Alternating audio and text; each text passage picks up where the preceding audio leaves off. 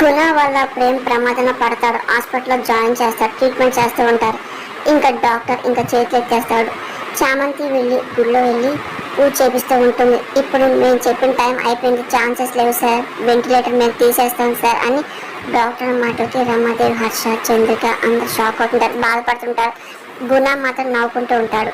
నీ భర్తకి దీర్ఘాయుషు రావాలి అంటే నీ దీర్ఘ సుమంగళి వ్రతం కుంకుమ పసుపుని తీసుకెళ్ళి నీ భర్తకి ధరింపజేయాలి, అప్పుడే ఈ వ్రతం సంపూర్ణ అవుతుందమ్మా అని చెప్పి పంతుల మాటలు విని ఇంకా తీసుకెళ్తా సిద్ధమవుతుంది. ఆ తర్వాత చామంతి కంగారుగా టైం అయిపోతుంది వెళ్ళాలి అని చెప్పి అనుకుంటూ హాస్పిటల్ వస్తుంది.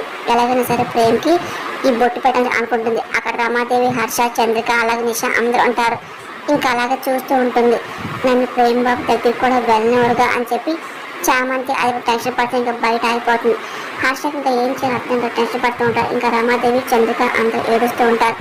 ఇంకా సరే డాక్టర్ని హర్ష అడుగుతూ ఉంటాడు, ఏమైనా చేయనని చెప్పి కాపాడమని అడుగుతూ ఉంటాడు.